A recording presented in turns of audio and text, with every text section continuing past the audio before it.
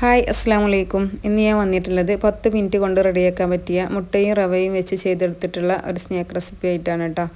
അപ്പോൾ നമുക്കിതെങ്ങനെയാണ് തയ്യാറാക്കിയതെന്ന് കണ്ടു നോക്കാം.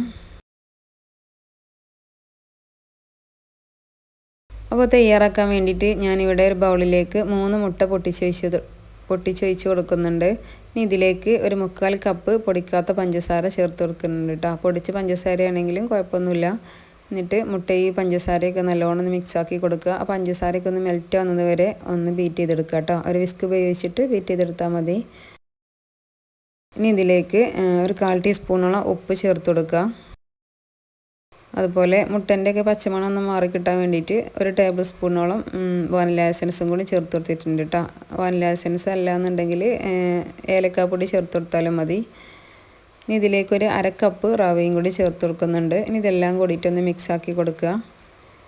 അപ്പോൾ ഈ ഒരു ലൂസിലായിരിക്കും കേട്ടോ ബാറ്റർ ഉണ്ടാവുക. ഇനി ഇതിലേക്ക് 250 ml കപ്പിൽ 1 കപ്പ് മൈദ എടുത്തിട്ടുണ്ട്. അത് കുറേശ്ശെ ചേർത്ത് കൊടുത്തിട്ട് ഒന്ന് മിക്സാക്കി കൊടുക്കുക കേട്ടോ. നമുക്ക് ഈ ഒരു ബാറ്റർ വേണ്ടത് നല്ല ടൈറ്റായിട്ടുള്ള ബാറ്ററാണ്. അപ്പോൾ അതിനനുസരിച്ചുള്ള മൈദ ചേർത്ത് കൊടുക്കുക. ഞാനിവിടെ 1 കപ്പ് മൈദയും അതുപോലെ 3 ടേബിൾ സ്പൂണോളം വീണ്ടും ചേർത്ത് കൊടുത്തിട്ടുണ്ടായിരുന്നു കേട്ടോ. അതും കൂടി ചേർത്ത് കൊടുത്തിട്ടാണ് ഈ ഒരു ടൈറ്റിലുള്ള ബാറ്റർ കിട്ടിയിട്ടുള്ളത്. അപ്പോൾ നിങ്ങൾ തയ്യാറാക്കുമ്പോൾ അതിനനുസരിച്ച് ചേർത്ത് കൊടുക്കുക. ഇനി ഇതിലേക്ക് ഒരു 1/4 ടീസ്പൂണോളം ബേക്കിംഗ് സോഡയും കൂടി ചേർത്ത് കൊടുത്തിട്ട് ഒന്നും കൂടി ഒന്ന് മിക്സാക്കി എടുക്കുക കേട്ടോ.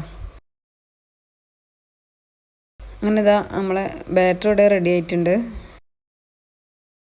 നമ്മളിത് സ്പൂൺ കൊണ്ടൊക്കെ ഇങ്ങനെ കോരി വയ്ക്കുന്ന സമയത്ത് ഇങ്ങനെ പൊട്ടിപ്പോരും കേട്ടോ. ഇങ്ങനെ ഒലിച്ച് ഇങ്ങനെ ഇറങ്ങാതെ ഇതുപോലെ ഇങ്ങനെ പൊട്ടി വരണം. ആ ഒരു പരിവാകുമ്പോഴാണ് നമ്മൾ ബാറ്റർ റെഡി ആവുക കേട്ടോ. ഇനി നമുക്കിതൊന്ന് ഫ്രൈ ആക്കിയിട്ടെടുക്കാം. ഇത് ഫ്രൈ ആക്കാൻ വേണ്ടിയിട്ട് ഞാനിവിടെ ഒരു ചട്ടിയിൽ കുറച്ച് വെളിച്ചെണ്ണ ഒഴിച്ച് കൊടുത്തിട്ടൊന്ന് ചൂടാവാനായിട്ട് വെച്ച് കൊടുത്തിട്ടുണ്ട്. അതിലേക്ക് ഓരോ സ്പൂൺ ഇങ്ങനെ ഒഴിച്ച് കൊടുത്താലും മതി കേട്ടോ. സ്പൂൺ വെച്ച് ഒഴിച്ച് കൊടുത്തപ്പോൾ നല്ലൊരു ഷേപ്പ് കിട്ടാത്തതുകൊണ്ടാണ് കേട്ടോ ഞാൻ പൈപ്പിംഗ് ബാഗിലാക്കി കൊടുത്തിട്ടുള്ളത്. വലിയ പരന്നിട്ടുള്ള പാനാണെന്നുണ്ടെങ്കിൽ 4-5 ഒപ്പം തന്നെ ഫ്രൈ ആക്കിയിട്ട് എടുക്കുക.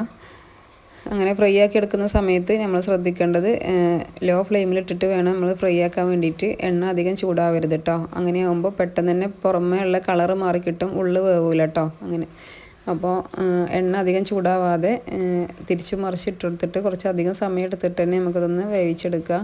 അപ്പോൾ നമുക്ക് ഉള്ളിൽ നല്ലോണം ഒന്ന് ക്രിസ്പി ആയിട്ട് കിട്ടുള്ളൂ. അങ്ങനെ അടിപൊളി ടേസ്റ്റി ആയിട്ടുള്ള 4 മണി ചായൻ്റെ കൂടെ കഴിക്കാൻ പറ്റിയിട്ടുള്ള സ്നാക്ക് ഇവിടെ റെഡി ആയിട്ടുണ്ട്. നിങ്ങൾ എൻ്റെ വീഡിയോ കണ്ടുകൊണ്ടിരിക്കുന്ന സമയത്ത് നിങ്ങൾക്ക് എൻ്റെ വീഡിയോ ഇഷ്ടമായിട്ടുണ്ടെന്നുണ്ടെങ്കിൽ ഒന്ന് സബ്സ്ക്രൈബ് ചെയ്ത് സപ്പോർട്ടും കൂടി ചെയ്യണേ. അടുത്തൊരു നല്ലൊരു വീഡിയോ ആയിട്ട് വീണ്ടും വരാം. അതുവരേക്കും അസ്സലാമു അലൈക്കും.